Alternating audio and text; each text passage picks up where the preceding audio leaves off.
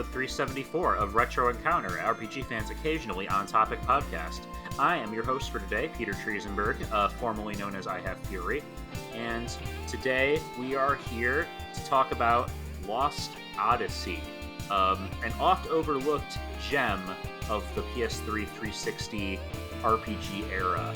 I am joined today by Zach Wilkerson. Hello.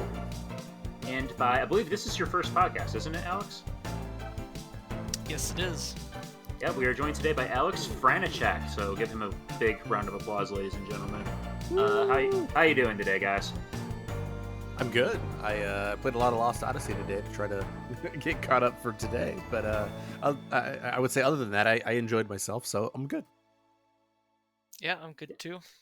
Really been enjoying this game and excited to talk about it for sure. Yeah, no, definitely. It's I've also really enjoyed this one. I actually recently just uploaded a retro review of the game to the site, and that review that you're reading is the heavily edited version of what was originally a 3,400 word draft. For the record, man, I have some issues with this game that I will talk about later, but I thought your review was fantastic, Peter. So good job. Thank you. I appreciate that. I was very happy with how it turned out. It was great. First draft was good too, I thought, for the record. I was riding a high, and I wasn't really paying attention to content length during that period. When you get in the rhythm, you get in the rhythm. I totally understand. Sometimes it just happens, yeah. I'm honestly kind of interested to see the 3,400 word Peter cut. I think you might have access to it, Aleks. If maybe not, but yeah, it's still available to some of us. Okay, good to know. Good to know. But putting all that aside, yeah, I had a lot to say about this game, so we're going to talk about it now. Lost Odyssey is kind of an interesting beast. It's the second of a pair of Xbox 360 exclusive JRPGs, the other one being Blue Dragon, that were published by Microsoft, funded by Microsoft, and developed in part by Mistwalker Studios, the studio founded by Hironobu Sakaguchi, the creator of Final Fantasy, after his departure from Squaresoft in the early 2000s. These games, probably partially because of their console exclusivity, I feel like, have sort of attained something of a mythic status for a lot of people, because I feel, and correct me if I'm wrong about this, but like, I feel like, generally speaking, if you were a JRPG fan in this period, it was kind of a rough time to be an RPG fan. Oh my goodness, yes. I mean, I sort of had lost time, I guess, or maybe the inclination to spend the time, like in college, and then like in the late 2000s. But even if I wanted to, there wasn't a lot out there. And I owned all the Xbox consoles.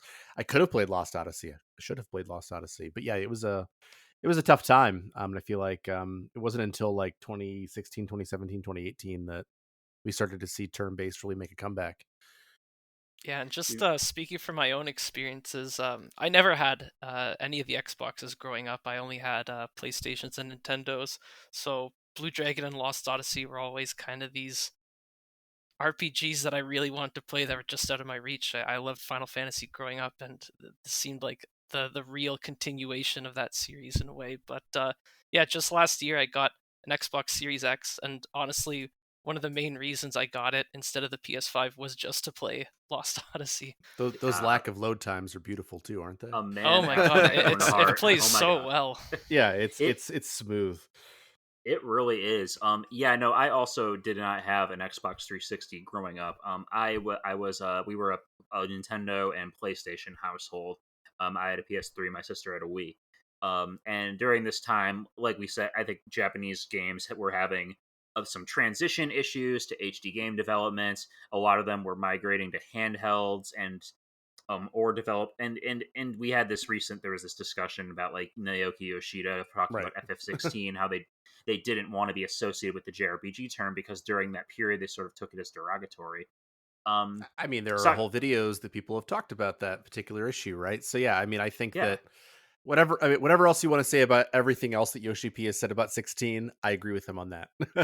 Yeah, no, I think that's definitely, I think, a very cogent point to make, and it did raise awareness of like Yeah, no, it really was that bad. But also, Sakaguchi himself actually recently got in on that discussion and talked a little bit about the design process that, from his own perspective, working in the industry at that time. And I thought that was really interesting too, talking about like, yeah, we really were having this like these difficulties with the technological pipeline, but also the cultural shift from Western Japanese Eastern sensibilities to Western sensibilities. It was really interesting. But yeah, so I recently, however, picked up I'm not playing it on a Series X. I'm playing it on an Xbox One. But even on the Xbox One, Lost Odyssey looks gorgeous. Like this game was pretty cutting edge at the time, being on Unreal Engine 3. Um, but on the original hardware, it apparently suffers a lot from longer load times and stuttering. And during this time, and of course, you had to switch discs. It was a 4-disc game. Um, I don't think I ever encountered like a moment of slowdown or lag or anything a load time longer than like a few seconds on this thing. Yeah, I So mean, load times are fine. I do think there is some jittering, at least for me. Maybe it's because like I'm playing it so upscaled at this point that like it is clearly not meant it's for just like confused. my HDR TV. But I and well, I think the game's a little too brown, but maybe it's my color blindness. But in terms of the load times, I agree. It runs very smoothly. Yeah, those menus so responsive too.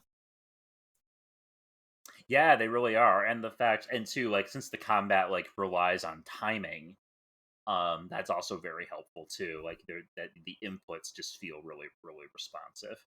It's one of those cases where I think technologically wise, Lost Odyssey to me kind of feels like a relic in a good way. How it's like it's this game with fairly modern looking graphics and visual style, but that plays like a classic RPG of yore. And it feels like if this game had been released today, like during this like second golden age of RPGs we're kind of enjoying right now, I feel like it would have really it really would may have taken off really well.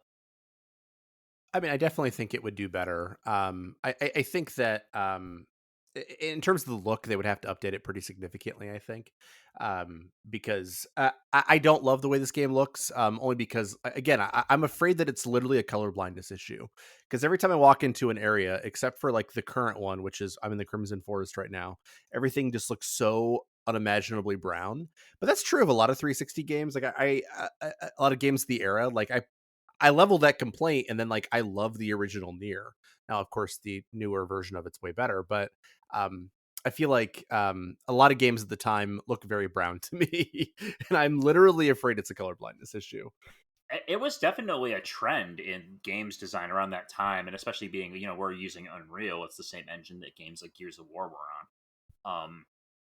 But I actually do think Lost Odyssey, in terms of its visual style, it definitely goes for like I don't want to say grittier, but it definitely is trying to be more down to earth and grounded at the beginning. Whereas I think a lot of the later areas, like you're in the Crimson Forest now, I think a lot of the later areas, some of the cities you go to later, do get a lot more colorful and imaginative. Um, but I'm yeah, glad to hear that. but in general, like yeah, it definitely has a slightly more drab color palette definitely compared to Blue Dragon, which had that Akira Toriyama Hmm. artwork. Yeah.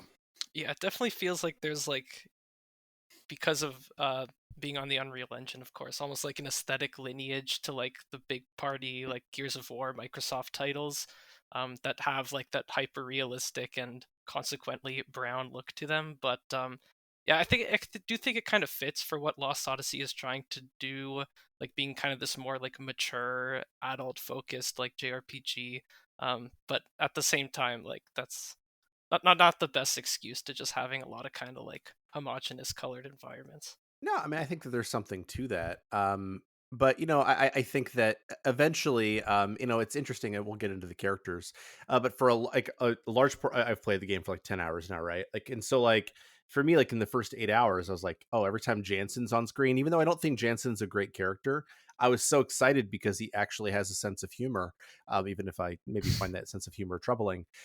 Oh, Um, I think Jansen's a very fun character, Yeah, but yeah, yeah. yes, But there are aspects of him that are definitely a little yikes. yeah, for sure. But I guess my point is like to get to Alex's point, like I feel like the game until until literally like the town that I was just in and like some of the events that happened there, which we'll get to later, like it just felt Mhm. like so like and it was partially reflective of Keim's personality, right? Like it was like so flat and the graphics were flat and like this was flat and like outside of the dreams, which we'll talk about, it was also flat to me. And so like I think to me like I get what they were going for, and I appreciate that. But like for me, the graphics, if they're a little brighter, would have Mhm. maybe made me happier with the opening hours. For the record, I'm very much enjoying it now. But early on, I Okay. was like, "What is this?"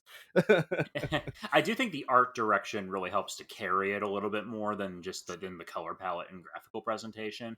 Because I'm a big fan of a lot of the people they have working on this.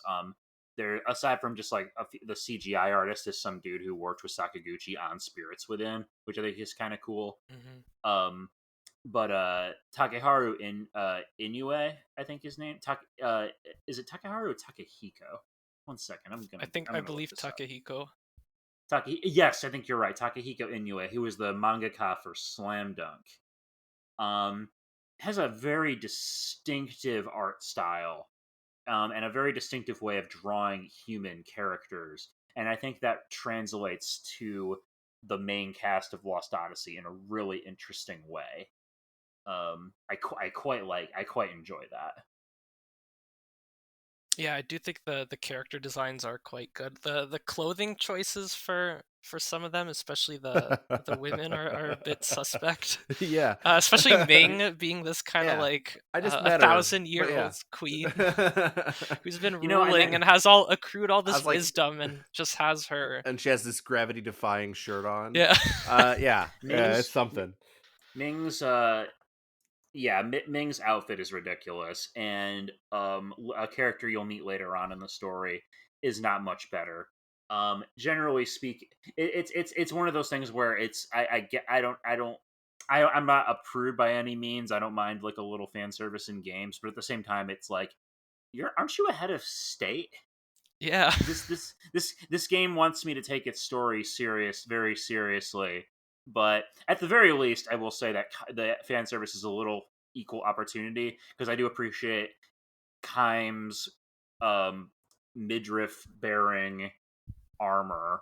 My roommate walked in on me playing Lost Odyssey at one point and made a delightful comment that this guy's buns look like they're wrapped in tinfoil. um which yeah, I can see that. But let's talk about the characters a little bit. So, Lost Odyssey is the story of a group of heroes, people from different walks of life. One of a couple of whom are immortals who have been in this world for 1,000 years, and have lost their memories. Our protagonist is Kaim Argonar, who is, it starts the game, he's a mercenary. He's fighting in a battlefield between these two armies that we don't really know what they're fighting over or really understand the situation here. But I do think that opening immediately strikes a tone. It's probably one of my favorite JRPG introductions ever. For Yeah, sure. it reminds me a lot of Xenoblade One, actually. Yes, In terms yes, the of like battle just like on the the in sword. media res, in terms of like that actual like beginning, like you're fighting immediately. This giant meteor, I love that it's a meteor, so Final Fantasy, Very drops on much. you.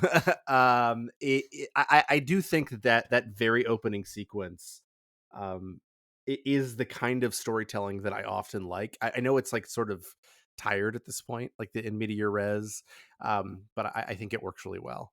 It also like manages to be like an opportunity to really show off kind of the dynamic camera angle thing they have going on for the battles. Like the it starts with just like that really nice cutscene of like Kaim cutting his way through um the opposing army, and then you just get placed in like the middle of a battle and you're kind of like surrounded by soldiers, and then you see like those Hmm. dynamic camera angle cuts where it's just like showing Kaim from the side, like showing like the larger scope of the battlefield. It just like they did a really great job in that game, like making battles, like the way they're shot, feel more close to you as the player. Like you feel more in it. Like it's not like in like Final Fantasies or even like Blue Dragon where the camera is like kind of like this detached present kind of overlooking the characters. Like it weaves like through like the battle encounter and has like this really great immediate feel to it. It does, and I quite like that seamless transition from cutscene into gameplay too. Like that was a trick a lot of people a lot of developers were very fond of. I know Final Fantasy 13 did that sporadically for a few of its battles, and we mentioned that in our own podcast on that game. But and here I think it's used to great effect. How Kai's just kind of like stepping off the pile of downed enemy soldiers, and you've suddenly got all these models around him, and in that fight, it's a good little tutorial boss that really kind of gives you sets an example of what you can expect from this game. And then once the meteor strikes, both sides of this army are wiped out, except for Kaim, who, being an immortal, just survives. And you have this great shot of him like walking along the highlands into the distance, like while the somber music plays, and it's like, wow, this it just hits me really good. I love that scene so much.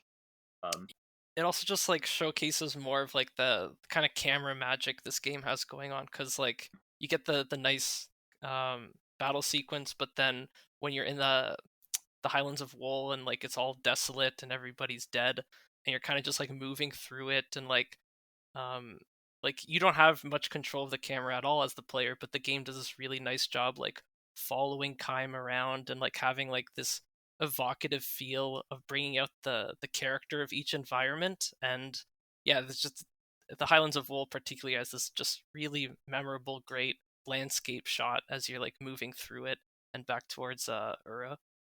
Yeah, the fixed perspective they kind of use is it's very classical, and it kind of lets them control the shot, like of what the player is seeing and being presented with.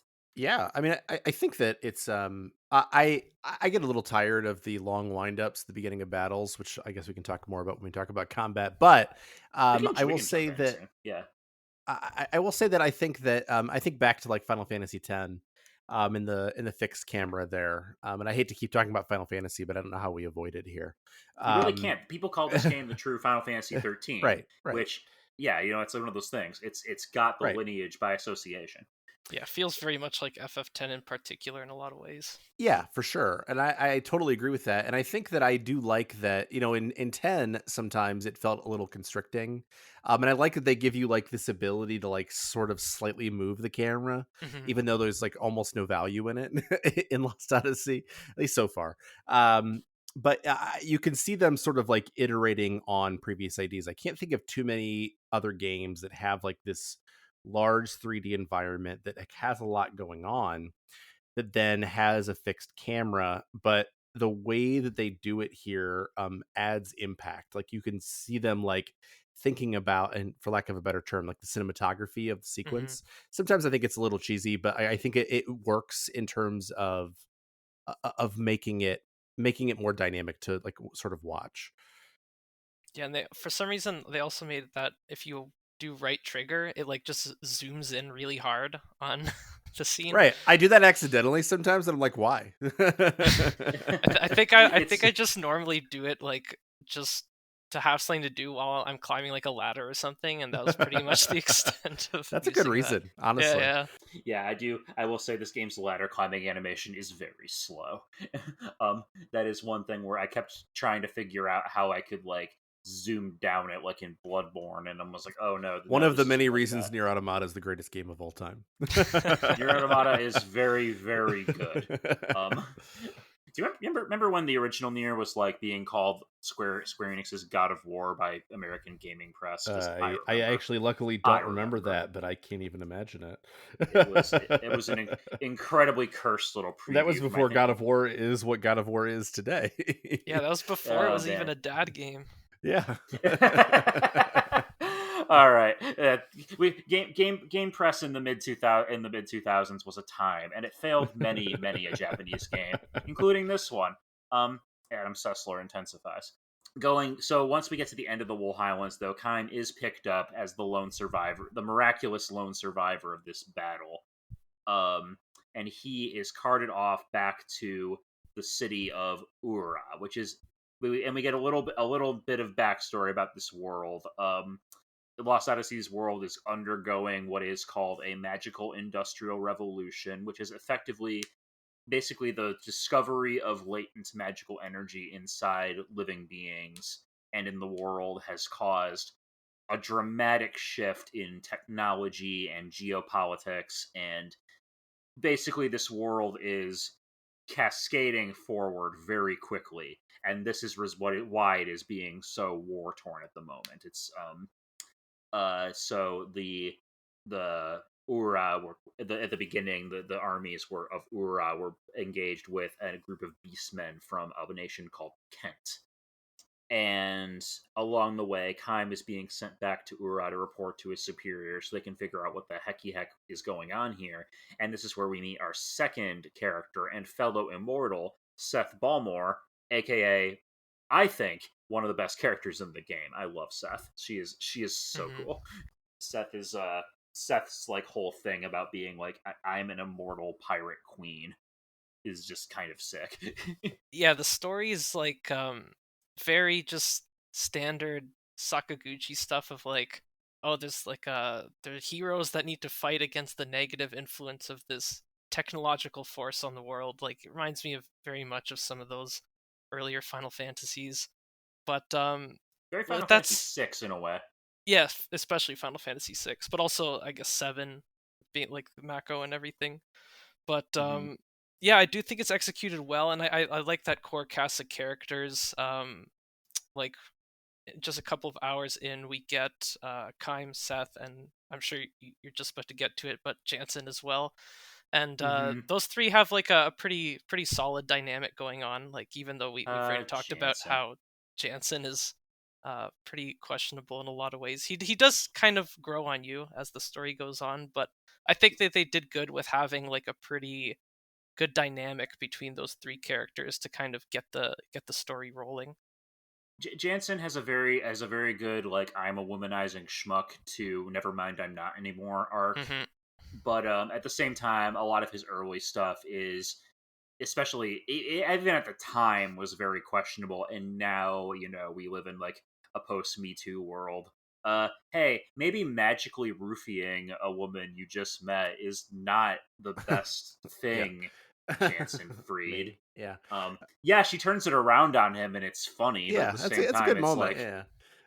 it's like, not really liking that I have to keep this guy in my party. So of course, that whole scene doesn't actually even make any sense, but it's no, it's funny like, too because like I like I like Seth and Jansen a lot. I think that Seth is, even though she is clearly like pure Tsundere like style, I can see Babaka. that she has more depth coming, and I'm okay with that.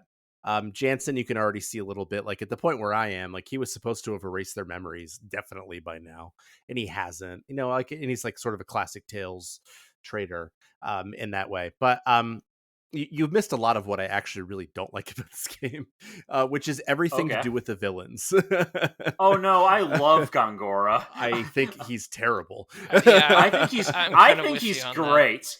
I think he's great, but I want to hear you guys first. So Gongora is our villain here, and who is, I'm sorry, he's a giant buff dude with massive eyebrows who takes such delight in he, being evil, he's a and I generic adore him. Kefka.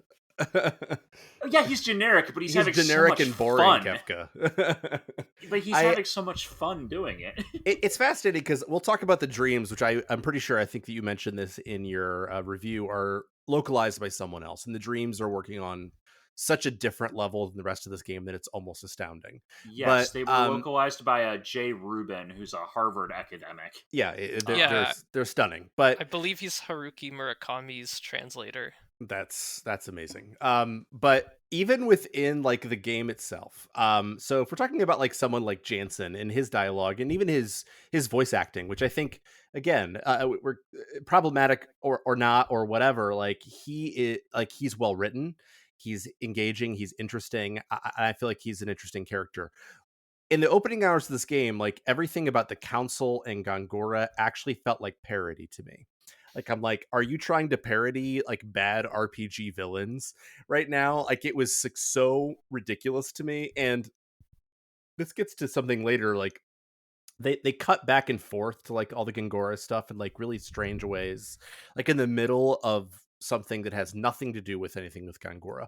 But my larger issue is that like he's just so boring.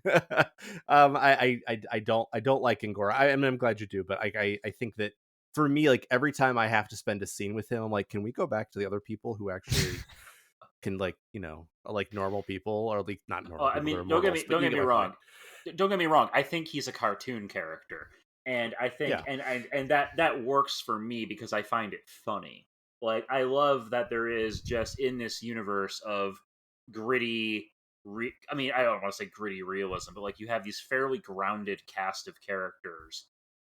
For a cast that consists of like a couple of immortal soldiers, they come across as very real, very fleshed out people. And then there's this guy. Right, and Like this. Yeah. I totally agree with you. And I think that like it's the tonal weirdness of the game, and like the pacing is so strange. Like you meet Kaim's daughter and she dies within like a minute and a half, but then like we'll spend like half an hour like basically just like silently listening to Golgara or whatever his name is, like cackling. Even he's not cackling, but you can see, you can sense his mind cackling. He cackles a lot, actually. He does. I haven't gotten there yet. He quite often will cackle. Yes. It's just so weird. Like the pacing of this game is weird, and I think a huge part of it, and it feels like unfinished to me because of that, is Golgara and like everything to do with like it's like they didn't know where to put all the stuff with him, and they just kind of sprinkle it randomly throughout. Oh, it's okay. For me, it just really feels like a wasted opportunity with Gongora because, like you said, like there's like this premise of like the five immortals, and four of them are like very grounded as people, with like complex histories and feelings or whatever. And then there's the fifth one who's Gongora, and he's just This might like a be a spoiler, by the way, Zach. Only vaguely. I knew there were 5 just now. oh Okay. okay. And it's fine. Don't worry Oh, about my me. bad, It's my fine. bad. Don't apologize. It's fine. I Okay. will be Just want to okay. make sure. I'm not a spoiler phobe. I'm okay. Um, and so yeah, Just so checking. it just seemed like there's this opportunity to like flesh out like the history of the five immortals as like a unit, and that sort of just never happens. Gongora remains this kind of comically yeah, he remains like this very like simple one note villain He's who very just snidely whiplash. And like there is a little bit they do try to sort of hand wave it. Like if you go to his like secret hideout or whatever, it's like a little side dungeon in the manor near the end game. You can find like his notes about like his studies of the world, and it does offer a tiny bit of insight into like his mind changing over time. And they try to sort of hand wave it with this talk about like human emotions being a virus or whatever, and like whatever, and he's like changing and what. And yeah, okay, but it's a very thin justification for why this dude is just so megalomaniacal. That we are a long ways away from the high points of Final Fantasy villains here. This dude is very much like, he almost kind of reminds me of X Death in a way, where he's just there to be the antagonist. I mean, they actually do more with Kefka's nihilism, from what you've said, than they do with Oh yeah, Gongora. oh yeah. Which is saying something. Kefka's nihilism has a very very concrete theme, especially in the second half of 6. Indeed. But at the same time, I think Gongora is amusing, and therefore I enjoy him. But the highlight of the game's story and the real emotional core of it are these 1,000 years of dreams, which I think we can talk about those a little bit now. Basically, as the game progresses, Kaim is going to slowly start recovering his memories. And the way the game does this is so unique, and it really is Lost Odyssey's biggest claim to fame. Essentially, every single time Cloud, I almost said Cloud. Oh my god. Kaim, he'll see something that triggers a flashback, and that flashback is presented to the player as a short story written in text that is set to music, and it's very slightly animated. They'll do cool things with the way the text like loads into the screen. Like a character will be crying and the words will like fall down the screen like their teardrops or something like that. And it's so wonderful. Like, this is a very it's just such a unique way of presenting these stories, and it really helps that they are beautifully written, extremely tragic stories from Keim's life, but also a lot of them are just extremely hopeful. Like, it is there are themes of the human spirit in the face of mortality that these stories explore that really doesn't get touched on a whole lot in the actual narrative of Lost Odyssey. And this is really where I think this is really why the game is special to me. I'm curious to hear your guys' thoughts on these. Yeah, it's amazing how much like substantial like character development and like thematic development is relegated to just these stories that kind of exist separately from like the rest of the game and like the gameplay itself.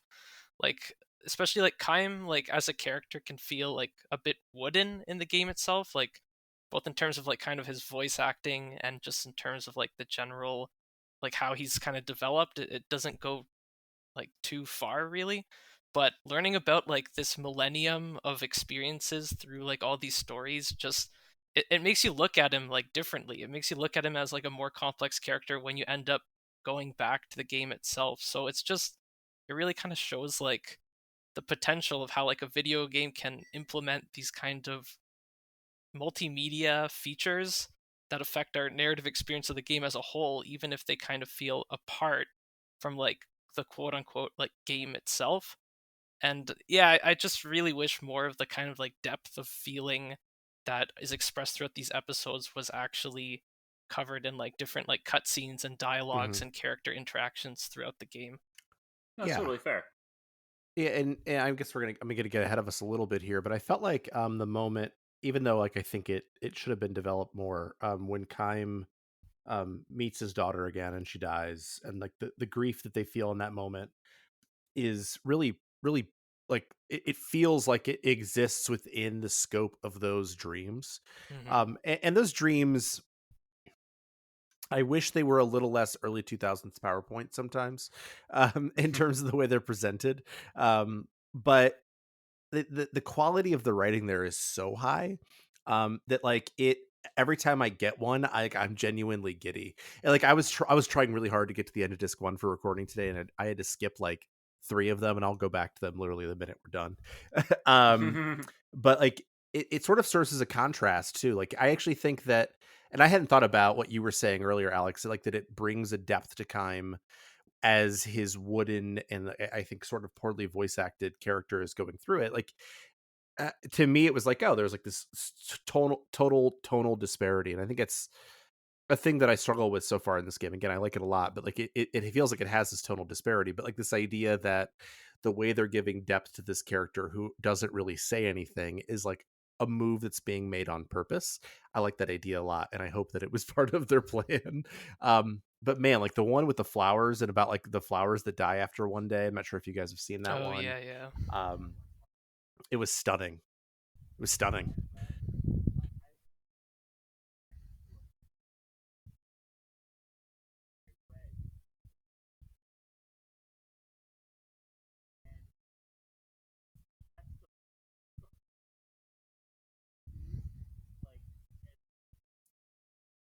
Yeah. Yeah.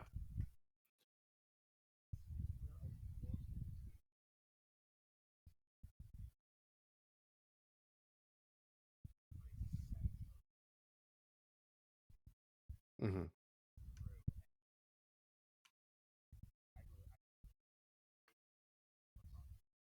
Hmm.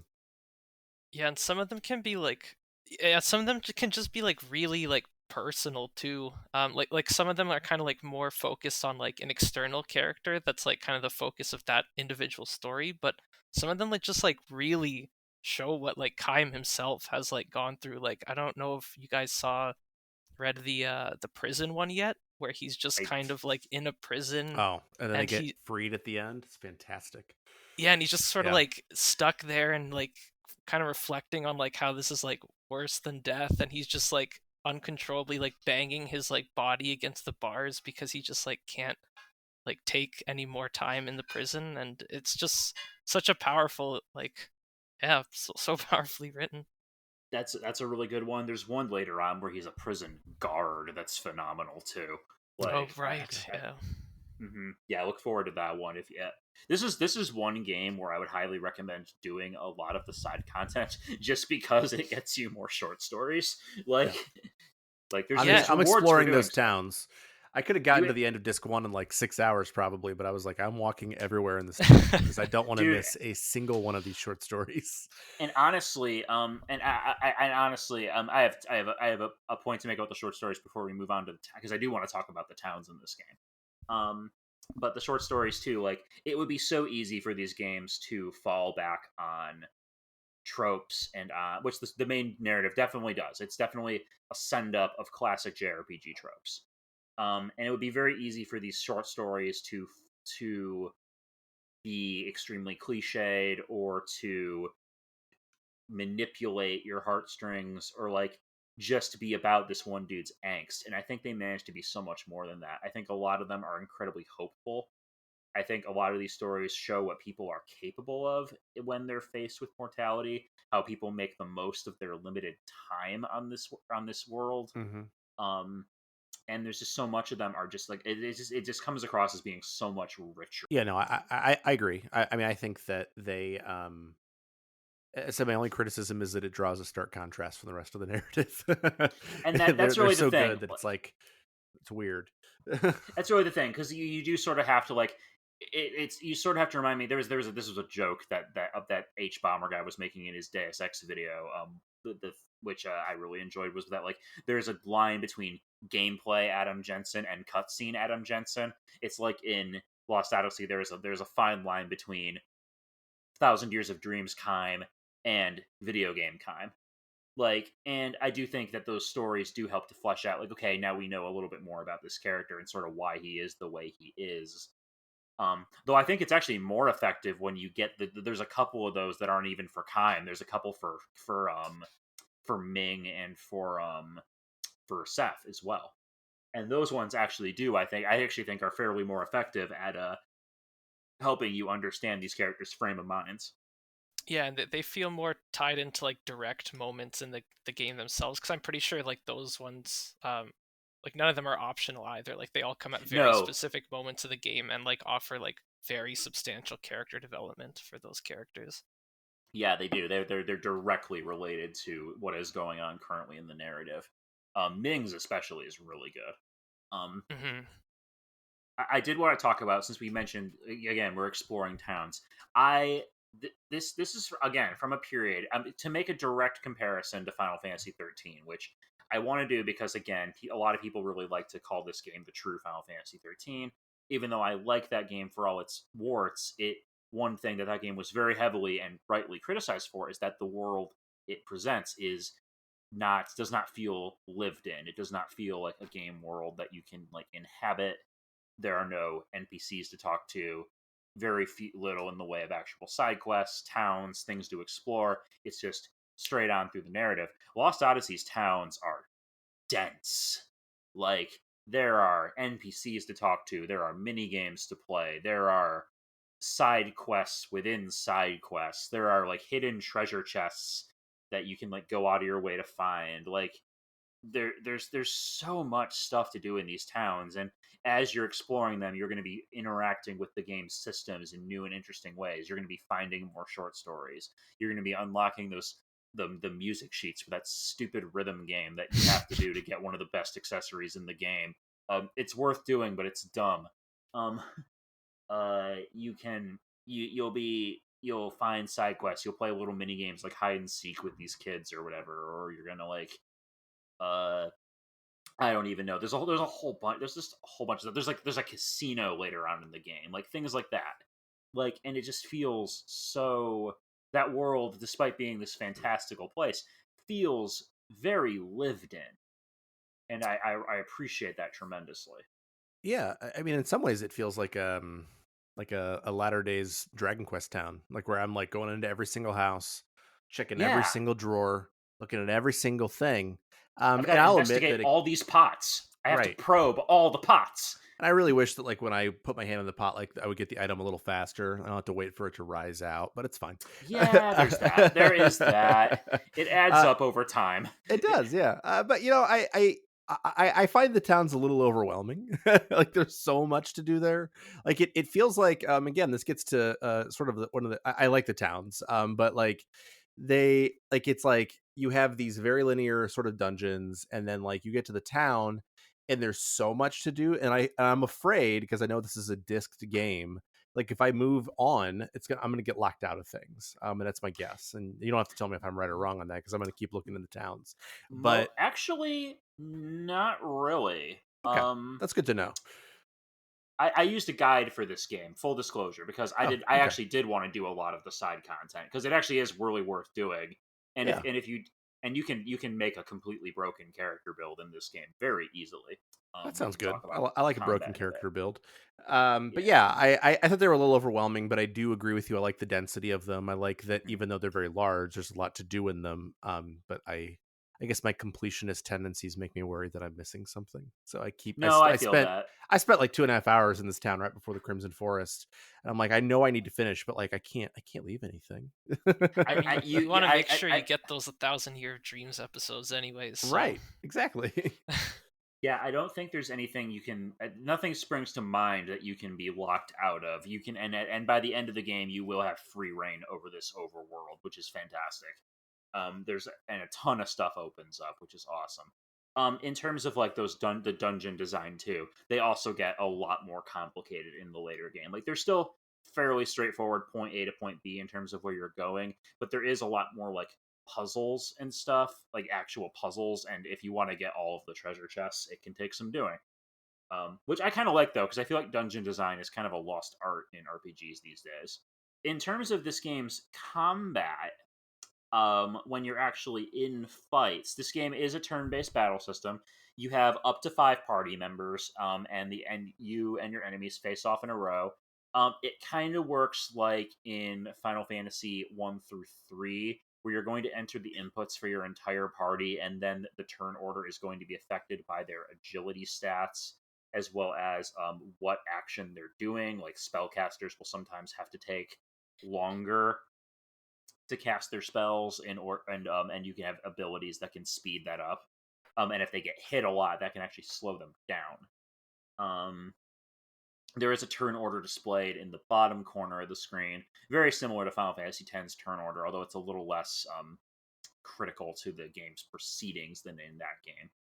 Um, I do agree with you, by the way, Zach, that load in to the fights where it always has to pan over your entire party does definitely get old by the 1,000th time you've seen it. But I at the very least, we don't have to watch the empty field as the game loads too often, since we're playing this on That's true. modern hardware. I would imagine I would be a lot more frustrated with it if it was on 360. Um, yeah, and one of those uh, things I was kind of disappointed that never became available was like an accessory that allowed you to avoid random encounters. Because I mean, like that's been a recurring thing in Final Fantasy games for like a while. So to see it as not an option here was um, a little disappointing. Because ultimately, towards the end of the game, I did find myself running away from a lot of fights. Because with the way that like experience works in this game, where like usually within like a single dungeon, you'll kind of get level capped at a certain point. Yeah. It's like you'll be getting like tons of experience every fight, getting levels generously, and then you'll hit a certain level at which point like you just won't really get experience anymore. So at that point, why even do the fight? You're just gonna want to run. And while it is nice that you get like a automatic escape ability fairly early on, like a lot of the times that like you'll still have to get into the battle, watch the opening animation, wait to get to the character that has that ability, use it, input all your other characters' commands, even if it's just defend, and then even wait for like an enemy to like attack you before you actually get out of the fight. So it's like even though there's like an mm-hmm. automatic escape, you could easily be spending like a minute just trying to like get out of a fight you never wanted to be in the first place. And yeah, that's definitely one of my biggest critiques of the game, I think. Yeah, no, I definitely can see that, and some of these fights can go on for quite a bit too, and especially in the late game when enemies are a lot tougher. Although, again, I also was doing a lot of the side content by that point. So by the time I hit the final dungeon, most of the fights were fairly trivial. Um, and which by that point, yeah, you're just gonna be running away from them anyway. You don't really need to engage with them. I don't need the XP from this. Also, he also has a soft XP cap, which I find interesting. Leveling up in a certain area will only get you so far. After a while, the amount of XP you earn will be dramatically reduced, which I Mhm. think is interesting because it does encourage you to sort of move on to greener pastures. That's true, but I feel like, in the at least early on, which I think that Lost Odyssey has a reputation for the first couple bosses being difficult, which I didn't really have that experience here, because I was like, oh, I really want to have like, you just gave me an anti-poison accessory. Okay, cool. I want anti-poison on all my characters now. And so I feel like what's interesting is that like it has like this weird blend of like discouraging grinding, because even though I agree with you that it would be nice to have that accessory, at least like the random encounter rate is relatively low in this game. Hmm.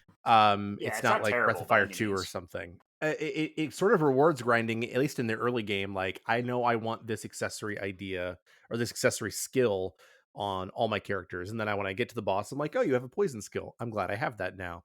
Um, Hmm. so it's sort of a strange blend of things. I still think the combat is a little, maybe it gets better as it goes, but like for me at this point, I'm like, meh. Like, I don't think there's a lot going on with the combat right now. I wish I it was a think little more ambitious, but it's fine. I think for me, what sells it for me is I think the boss design, especially as the game progresses, the encounters become very puzzle like. Like, in terms of just like, okay, you want to make sure you have your full toolkit available because certain bosses are going to be like, okay, this boss is immune to a certain kind of attack or will hit you with this certain kind of ability. So you want to make sure you're using your skills effectively. And especially early on, since you're going to be grinding a lot of SP for your immortal characters in order for them to learn new skills. Later on in the game, you'll get a double SP ability, which is very handy for those late game I grinding would imagine sessions. so. Yes. Oh goodness. Oh goodness. And you're also going to be giving your characters more skills as they go up. Should probably explain how the skill system works actually while we're here. So one thing about Lost Odyssey that's interesting is that the immortal characters are actually the only one they don't learn skills by leveling up. Instead, they earn either by gaining points through leveling up that go towards the accessories they're equipped with, or by pairing up with one of the mortal party members, because the mortal party members do earn skills by leveling up. Um, I think it's an interesting encapsulation of like, okay, we're kind of exploring themes through gameplay here. The mortal characters are the ones who have this potential.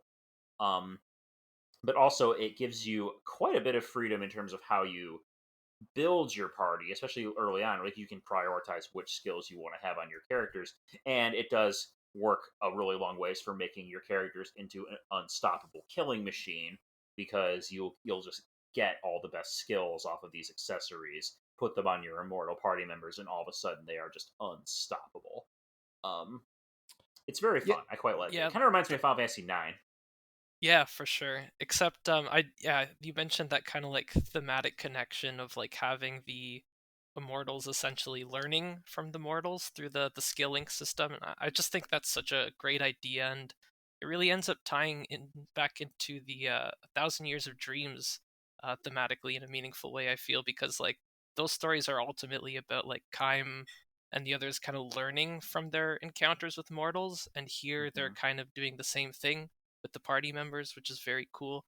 And yeah, in a way, it feels like setting up like a skill link with the characters is like setting up like a bonding experience between them. So like just Hmm. the whole way that's framed is great, and yeah, it makes you think about like personally, I ended up making Sarah kind of more white magic focused and making Ming kind of more black magic focused because of their connections to Cook and Jansen respectively. And Mm-hmm. yeah, I just thought it was like great that the game kind of made that even like a possibility just through these like little menu engagements. Yeah, no, definitely. I also One thing I also like about the combat is is the timing mechanics. This I don't know how you guys feel about this in general, but y'all know me. I really love Mario and Luigi, um, and Shadow Hearts. And this game actually had a lot of the people who worked on Lost Odyssey also worked on both Shadow Hearts and Legend of Dragoon, which are both famous RPGs that have timing mechanics in their This battle is systems. much easier than Legend of Dragoon on that front. Yes. Yeah. So basically, anytime a character decides to use a normal attack, there will be a brief animation of them running towards the enemy, and a timing ring will appear on the screen. Getting the ring within the circle will cause your attack to hit. Um, Getting it just right will cause it to be a perfect score and will do more damage. Um, and if you miss it, you'll still do damage, but you won't get any of the bonuses of the ring you have equipped. Um, Equipping rings is also a big part of this game. The strategy in this game, since you can do it mid battle, you really want to make sure you're equipping the right rings that give you bonuses against certain types of enemies, so you can capitalize on those weaknesses, Mhm. Yeah, which I do appreciate. and I It, love how you it, could it like even change your equipment like kind of mid battle. Um, yes, yeah, it ends up like making for this like kind of much more fluid strategicness that you don't have to worry too much about like micromanaging in your menu before battle, because you can always just like with each new battle you get into, you can like kind of scan the situation, see what the weaknesses are, and then equip your party accordingly. So I thought that was a really cool idea and pretty unique too.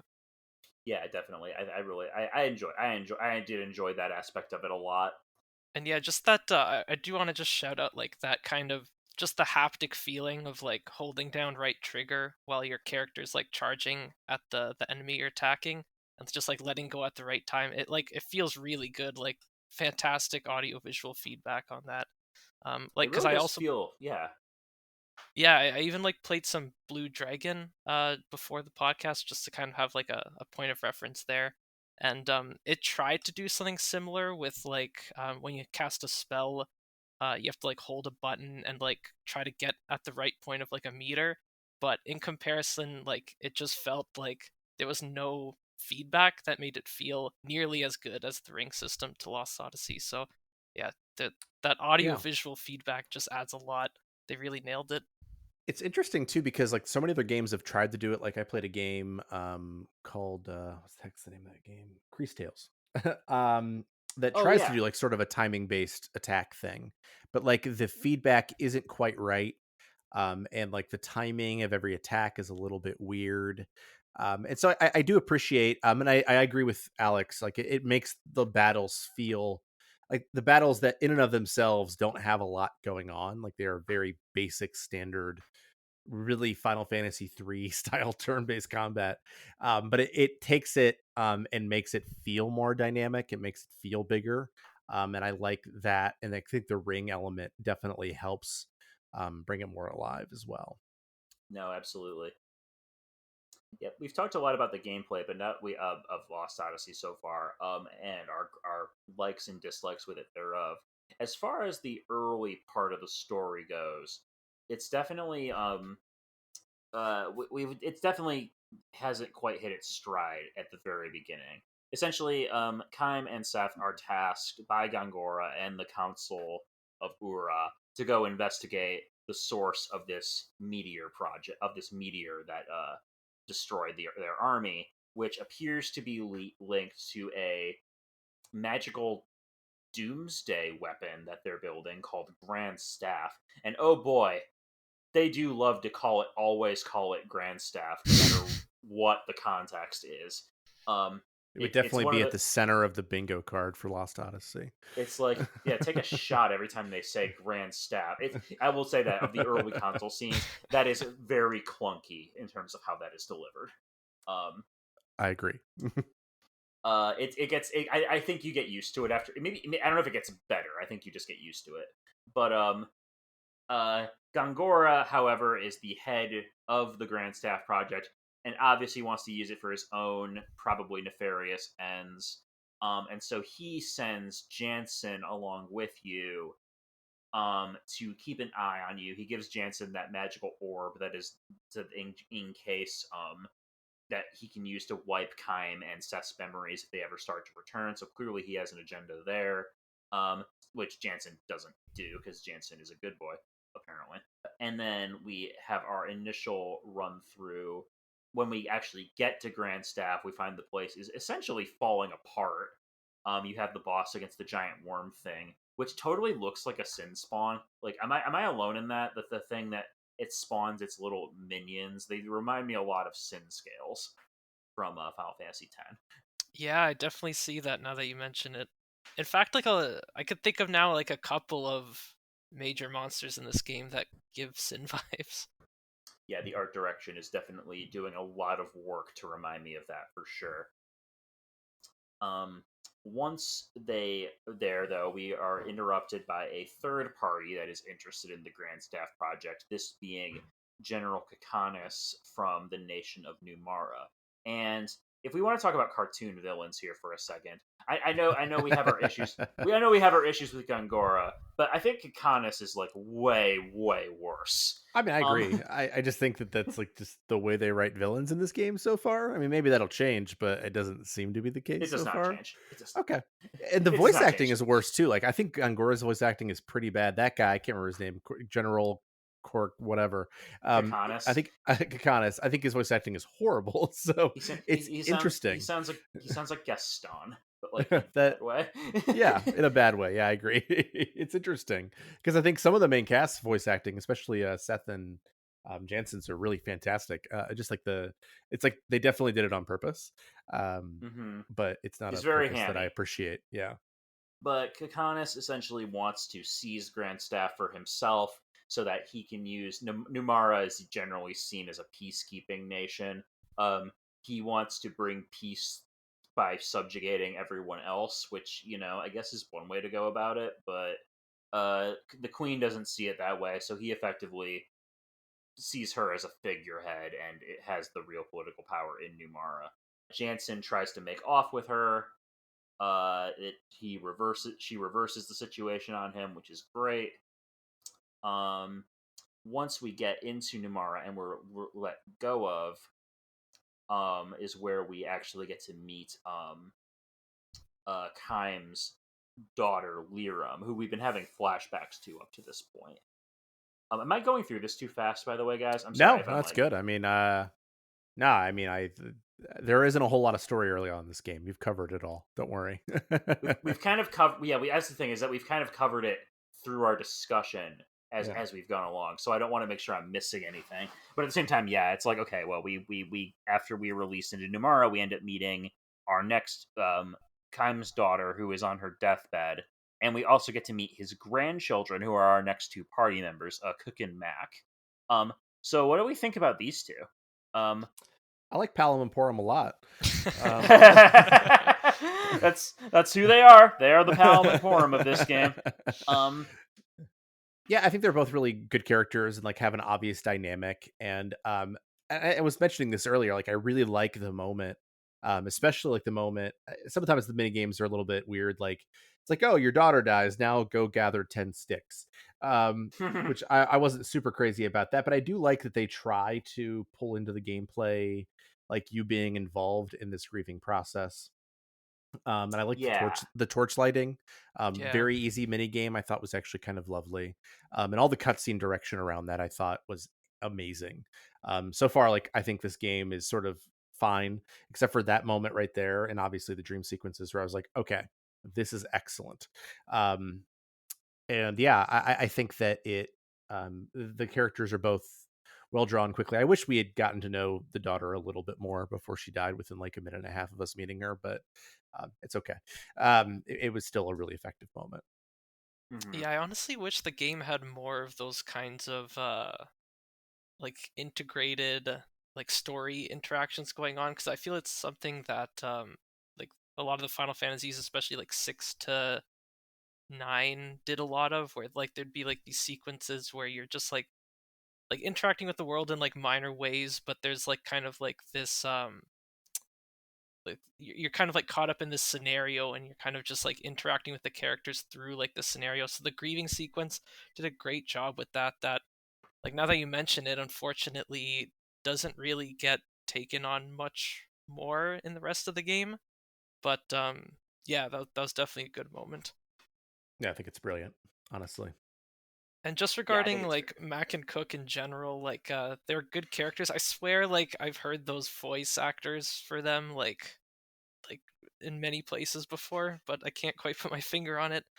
But I just like love the idea that like the party composition in this game, like there's so many like familial relationships in it, and like it's something like you don't really see in many JRPGs. Like I think this is one of few JRPGs that doesn't have like a single like teenage or 20-year-old character.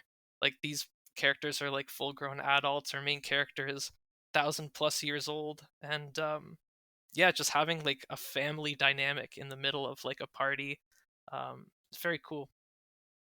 honestly, Lost Odyssey has found the secret code for the JRPG old man character. He's 20, physically 20 years old, but he's actually 1,000.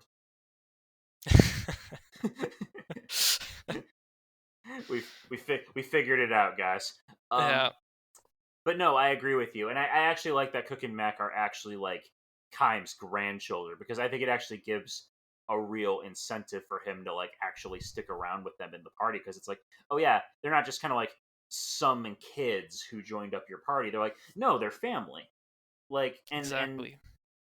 it makes their dynamic, I think, a lot more interesting. Yeah, because like a lot of JRPG parties can ultimately, um, by the end, feel like, oh, there's like a core cast and then like a couple of stragglers who just like never went away. But because of the family dynamic, like the fact that these characters go through this whole experience together just seems to make a lot more sense. And just like as a unit, this party's a really good one, I feel. I think that about brings us to the end of disc one, which is where we were going to stop for today. Mac runs off to go find to the Crimson Forest dungeon, um, and the party pursues him in order to stop him from, getting killed. And that is about where we left off. That's probably the most complex dungeon up to this point, which isn't really saying much, but it is an interesting area. I do think that does break up the visual monotony of the game a little bit, which honestly so Yeah. does Numara. Like I think Numara's all white, kind of seaport aesthetic is very Yeah, I nice. thought Nomura was like a little bit washed out, but like so far with the Crimson Forest, I like it a lot. All the purples and different colors. I think really, I've been in there for 10 minutes, so that's how much I know about Crimson Forest. But I do like it so far. Hmm.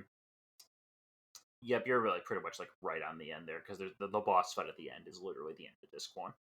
Uh, but yeah, those are our kind of our first impressions of Lost Odyssey. It's definitely a game that kind of represents kind of a melding of the new and the old. Like it took a lot of intentionally classical design decisions and elements into a more modern graphical lens.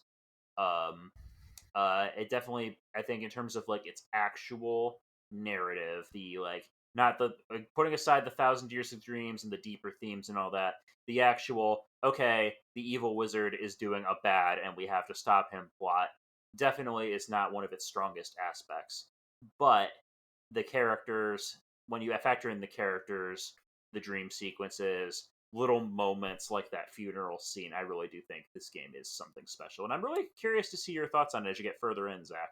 Yeah, I mean, I agree with everything you're saying, and I think it's interesting because it was at a time when turn-based combat was dead, basically, and just seeing the ways in which they tried to bring dynamism to turn-based combat. Like, if you look at turn-based combat today, like something like I don't know, Octopath Traveler, there's like a degree of strategy and thoughtfulness you have to put into those games that is many magnitudes higher than I'm guessing anything I'm going to have to do in this game.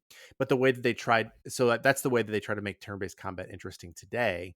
Whereas with something like Lost Odyssey, I think so much of it's about just literally the camera, and it's really interesting just to see that this sort of attempt at making the old new in a way that didn't really stick, but that is sort of an artifact of its time that I think is really fascinating. Yeah, and I Mm-hmm. guess one thing we didn't talk about for the battle system is the GC meter. Oh Um, yeah. See, I almost forgot to work that into the review. So, because I don't honestly. Yeah, so basically your party has that guard condition thing, right? Where it's like the front row is protecting the back row, which is a pretty classic RPG staple, but they try to this is another element where they try to make it a little more interesting by basically your party's the max HP of the front row is a number that can go that will go down as you take damage, and it doesn't recover unless you use abilities, which are honestly not worth it. Yeah. I don't think.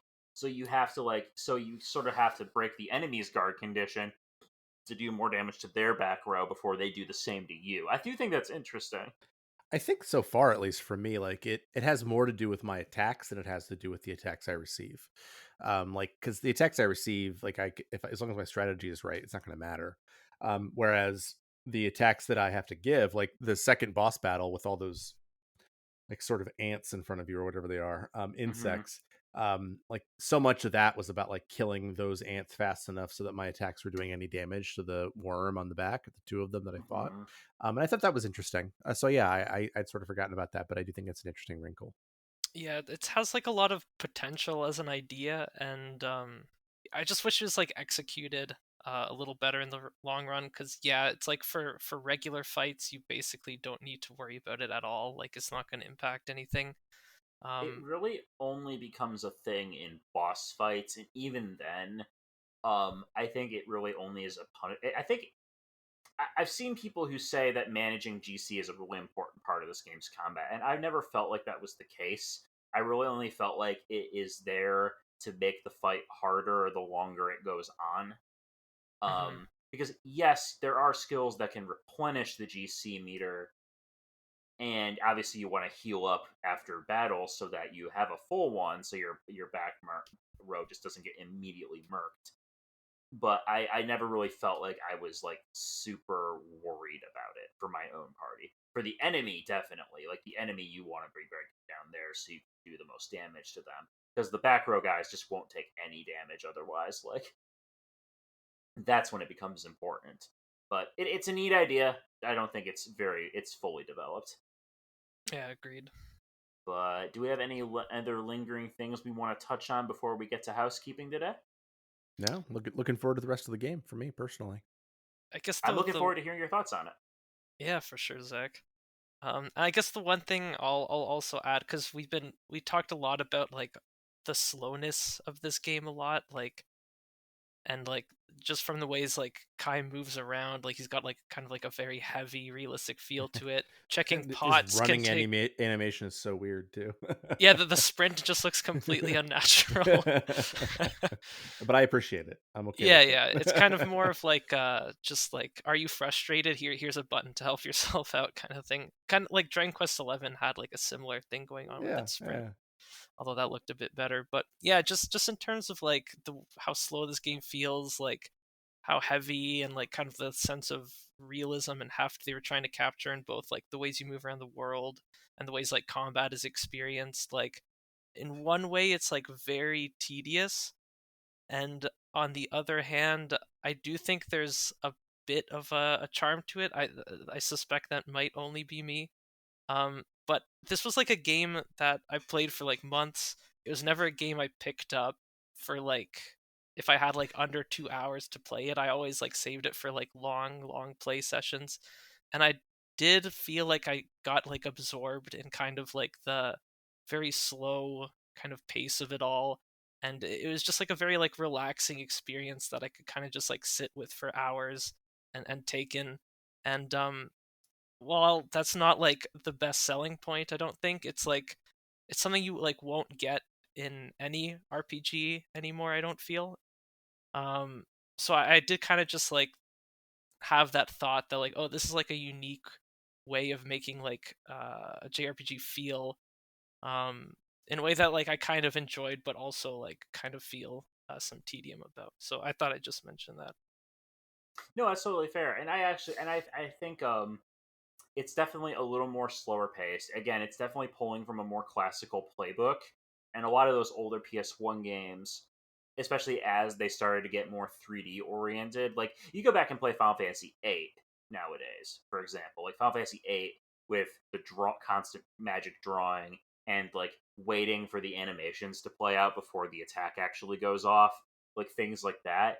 These games started to get a little long in the tooth where you're just watching stuff play out, or where movement is a little slower than you want it to be. And this is before they started adding things like turbo buttons or the no encounter manipulation thing from Bravely, and things like that. A lot of modern quality of life concessions that aren't in the game. And I feel like if Lost Odyssey was ported today, which please, please, please, Microsoft, I'm begging you, do it. But I would love to see a few of those quality of life improvements added here, because I don't think it would hurt the game at all. No, and just like having that as an option is so nice. Like the FF8 remaster was so good for those reasons. Oh, absolutely. Like, I mean, I can't play the Kiseki games without the turbo mode. Like, at this point, it's just like I don't have time. Everything is too slow without it. I think I was doing cutscenes with the turbo mode on. Like, maybe that makes me a sacrilegious. I don't know, but it was like, you know what? This game's gonna be 60, 70 hours either way. I'm gonna do what I can to mitigate that experience. So yeah, if Lost Odyssey had those options, I would totally take advantage of them. It doesn't bother me so much that it doesn't, because it's just kind of that time. But at the same time, it's like, yeah, like, okay, if it was released nowadays, I would be probably a little more critical on that front.